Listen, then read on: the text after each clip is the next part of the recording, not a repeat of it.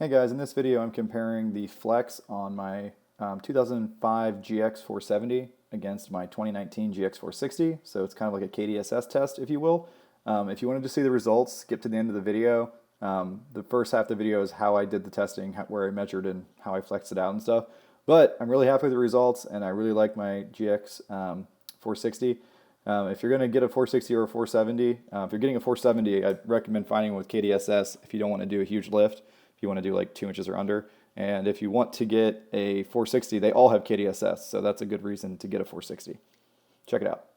Alrighty guys, so we're going to compare the Flex on my GX470 to my GX460. If you like this video, check out Tinker's Adventure. There's a link in the description. He is the inspiration for all this, and he does a much better job than me. But I wanted to make this video to compare a KDSS GX460 to a non-KDSS GX470. I bought that because I wanted KDSS. There's nothing wrong with this truck other than that. So we're going to try to do this measurement. It's a little tricky as far as where you measure from to get a good measurement here, especially because these tires kind of have a little chop to them and every other knobby is different. So we're going to measure from the taller knobby to the fender. So put the tape measure on the bottom of the fender and look flat across at the taller knobby. So we're at 6 inches here. And then we'll go to this side. It also kind of matters, you know, it matters where on the fender we measure to too. So let's put some marks on the fender. That way we measure to the same part of the arch on that fender. All right, here we go. It's gonna go right on top of the tire.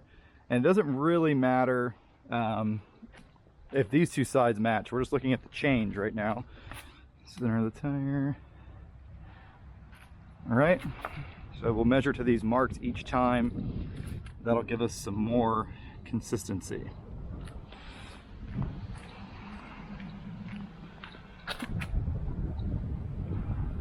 All right, so now we got marks to measure to.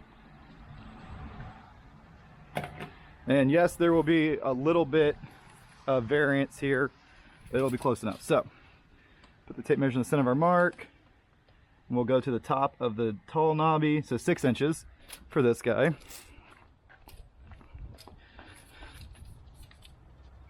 And then, oh, look at that, 6 and 1/8 for this side, so they're pretty close. That's surprising. And then this one, 7.5. I've got a lot of rear lift on this thing. I've got 3-inch spring conversion kit. 7.5. And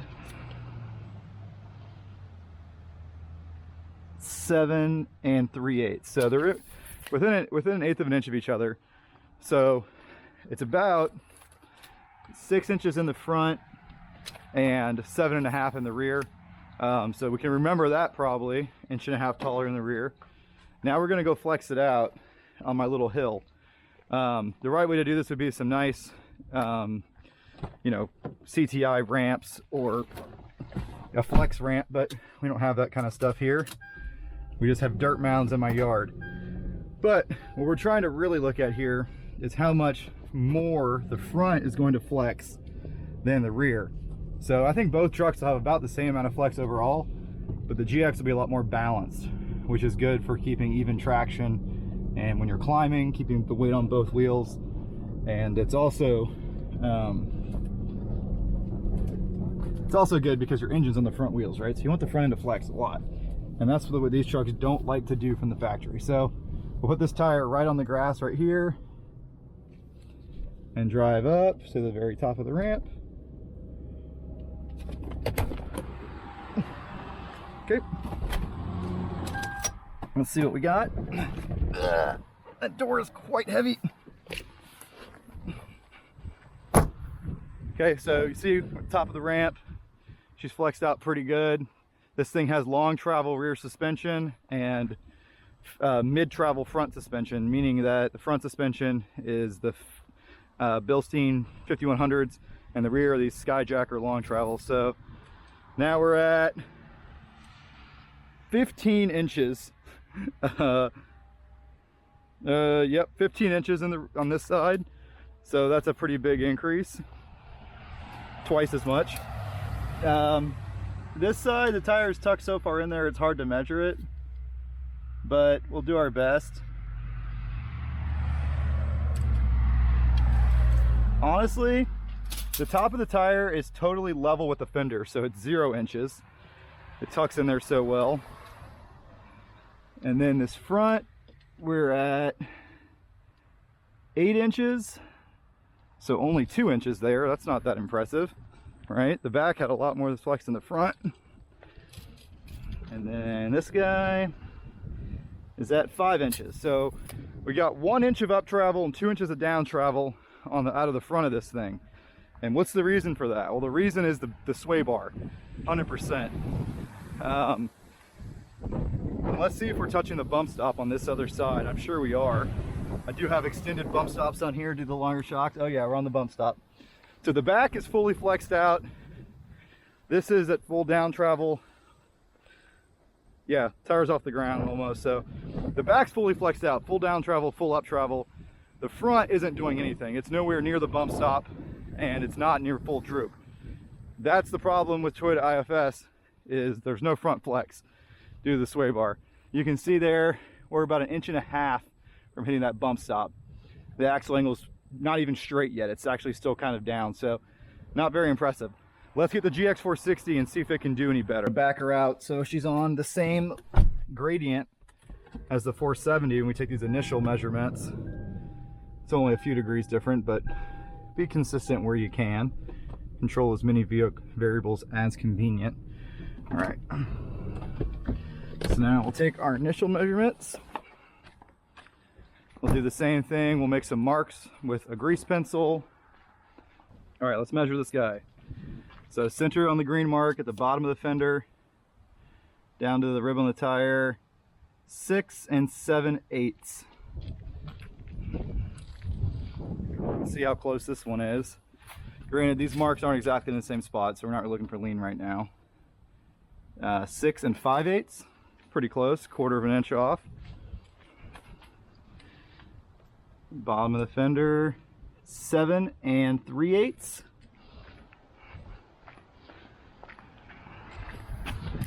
And 7 5/8. So it's leaned about 1/4 inch that way. Not too bad. People say these things lean because of the KDSS, but you're not going to notice 1/4 inch. At least I'm not. All right, let's go see how this thing can flex. This will be its first time doing anything remotely off-roading in its life. Should be good. Get my AC seat on. It's one of the other reasons I had to get a GX460. So I don't know if you guys know, but there is a hurricane coming. Very interesting. So we're going to do our best to drive up on the hill the exact same way we did with the GX470. And luckily I can see my tracks on the ground, so should be pretty easy to mimic. This thing does feel a little more jostly. Doesn't have the nice cushy off-road suspension.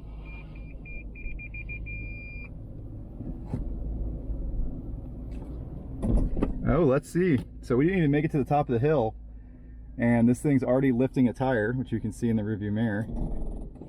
A-track had to kick in.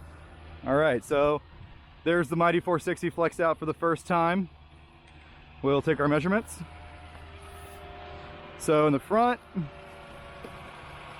we're about 4 1/8.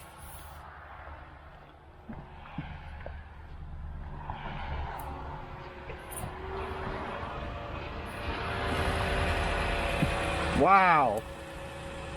10 1/4. Way more front flex. Then this is about, I gotta kind of estimate this, 2.5 inches. The tire leans in so far, the back's hard to measure. 2.5 and 13 5/8. So that's pretty good flex for a stock vehicle.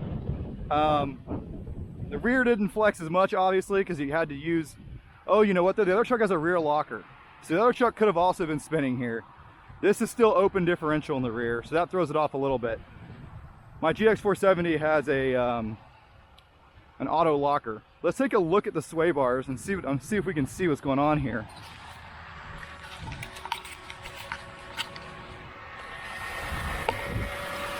Yeah, sway bar is way moved up. It was hanging down way lower than that before. That's phenomenal. Yep, I love KDSS. That is really good flex for a 100% stock vehicle. And it's not leaning nearly as bad because the front's flexed more. Pretty cool. So let's go put these numbers in a spreadsheet and we can talk about it that way. All right, guys, so here is the results. Here's the 470, here's the 460. Yes, I rounded a little bit because I don't like doing eighths, but I did it the same way so it doesn't affect the delta. So flat is on the driveway, the distance from the tire to the fender where we were measuring. Flex is on the hill, and delta is just subtracting and taking the absolute value. And then, and then total flex is just adding the front flexes together, absolute values to tell you what the total flex is. So if we look at it, the 470 only had 1 inch of up travel, 2 inches of down travel, and then 7.5 inches of both up and down travel in the rear. So the rear flexes like crazy. That's a typo there. So that's pretty impressive, but what's not impressive is the front. The front only had 3 inches of flex. That's sad. Now, why is that? Well, go watch Tinker's Adventure, and Kyle will explain to you that when you lift a vehicle, the higher you lift it, you trade ride height for flex. And I have the front lifted about 2.5 inches with some pretty stiff springs and a lot of preload. So my front doesn't flex very good because of that and because of the sway bar. And the rear flex is great because solid rear axles just flex awesome. And the rear sway bar is a lot thinner. So you can see here I have 5 times more rear flex than front flex. That's very unbalanced. But overall, I still have a good amount of flex. I still have 18 inches of flex. Pretty amazing. Okay, now look at the 460. Flat, flex, delta. 2.8 inches of up travel, 3.65 inches of down travel, for a total of front flex of 6.45 inches. That's well over twice as much flex as the 470. That's because of KDSS. Also, the stock angles in the front help a little bit, the stock spring rates and stuff, but that's not even long travel suspension in the front. So the long travel suspension, or excuse me, extended travel suspension I have on the front of the GX470 isn't doing anything for flex. All it's helping me with is getting a little more ground clearance, and when I hit a big whoop at Holopaw, both wheels can drop down an inch farther. So the long travel, the extended travel suspension is useful, but not for flex on the front of these IFS trucks. Now, with KDSS, that might be different. Anyways, and in the rear, 10.9 inches of flex. Let's see what the total is here. This, I can't add because I'm me. So pretty close to the same amount of total flex, which is what you'd expect. Because I was on a little grass hill type thing. The GX flexed a little bit less, which also kind of makes sense because the rear suspension isn't extended travel. But the important thing to look at here is how much more the front flexed. That front flexing allows you to keep the truck more balanced. It wasn't leaning as bad. And also, when your sway bars are disconnected and you're cruising on a trail at like 10 miles an hour and you hit a rock with your left tire, it doesn't rock the whole truck to the right. The KDSS, basically the sway bar doesn't do anything under 12 miles an hour. So just all around a huge upgrade, and that's the main reason I wanted a 460 over the 470, and this data right here kind of supports that.